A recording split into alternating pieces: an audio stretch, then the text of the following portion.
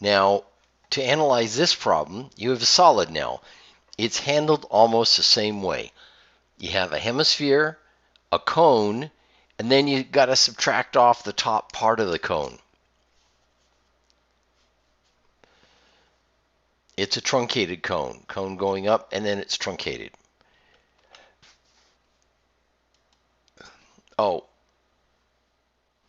two densities. Now, I mentioned different densities before. Now we have this. We got to find the mass of the conical part and the mass of the hemispherical part separately. Okay, let's go to the next slide. So, symmetry, because of the mirror symmetry, the x and y coordinates of the center of mass are 0, so we're only worried about the z. Z coordinate, this is, which one's the hemisphere? Segment 1, do they label these things? 4/3 pi r cubed is the volume of the, or so it'd be 2/3, it'd be half of that, the volume. Here's pi r cubed. There it is, 2/3 pi r cubed. This is the hemisphere. So let's mark that, just so we can keep track of things. Hemisphere. So this must be the conical portion. And we go look up volume information in our tables. We don't have to calculate it. And this is the density then, and see, look at our data. It's 100 millimeters. And it'll actually be 200. The cone on top would be another 100 millimeters because it reduces in half. You'll notice half the radius at 100, so the rest of the radius in another 100. So, hemispherical portion, where is z bar? Go look it up in the formula tables and calculate z bar. What is the mass of the hemispherical portion? And then multiply the two together. The conical section, 1/3 pi times 50 cubed. Let's see. Density here times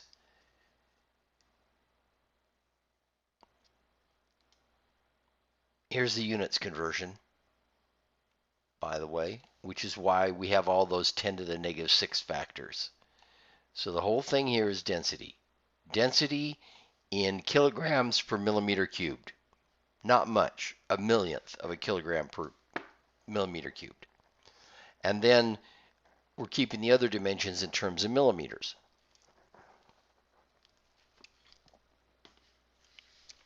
To make things easy, you might want to keep everything in kilograms and meters. Just convert over, just make it consistent. Might make your math easier. Okay, so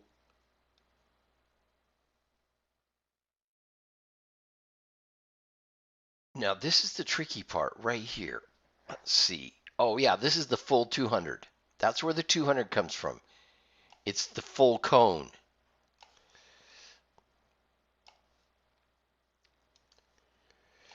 And here's a 50 millimeter diameter.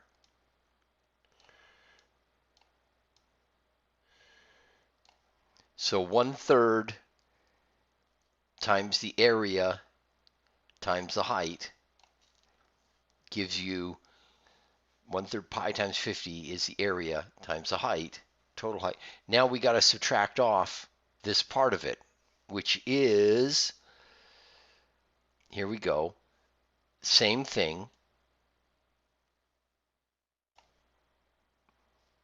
except you have 100 instead of 200.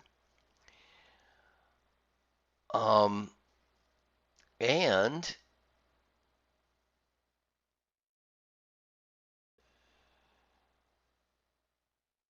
now this is what's bothering me. Where is this coming from? This is also a subtract off. We got to subtract something else off. So this is the hemisphere again.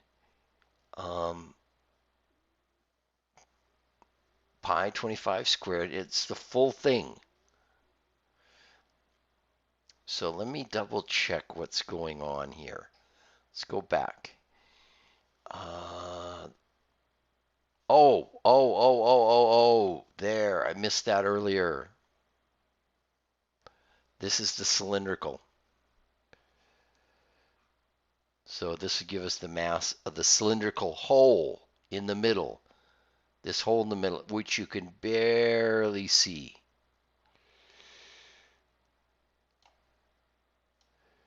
There it is. So the red lines show you what's being subtracted off. And we denote it by negative mass. Okay. Z bar, let's see. This is the cone. It's at 50. You'd have to go, that's something you can go look up in the tables. And do they tell us that? Using the table on the inside back cover. Go find this stuff. For a cone, a cylinder, CYL, I'll write that here. Cylinder. And then it's mass times Z bar here. Total mass, total Z bar, add them all up, take the division, 14.6 millimeters. Okay, and this is the diagram that goes with it. This is the full big cone and the tables, by the way, all the tabular stuff.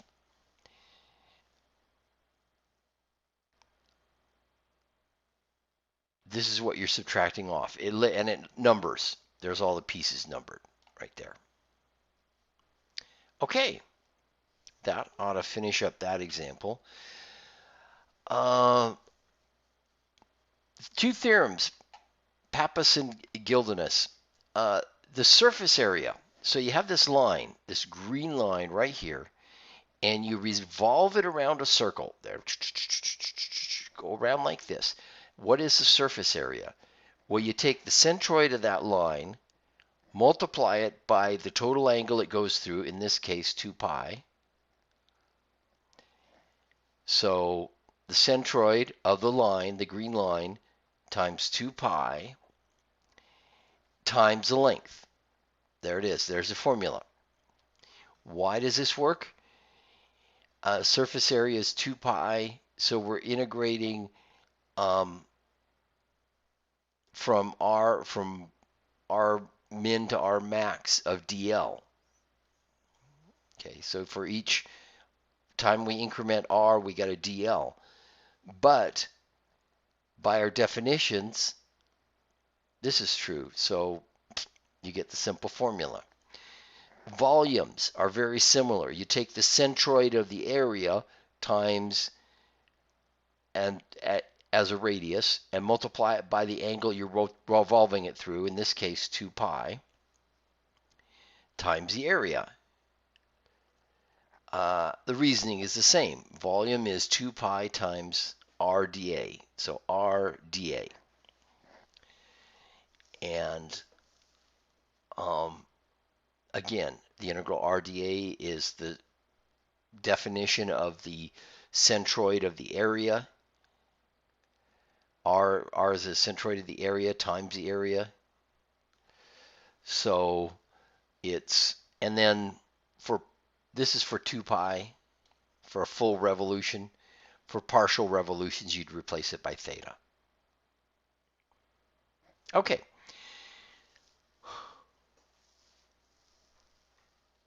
If you've got a composite, if you've got something like this, you'd find the composite radius, the R bar composite. Okay, which you can get from the summation of all the individual ones.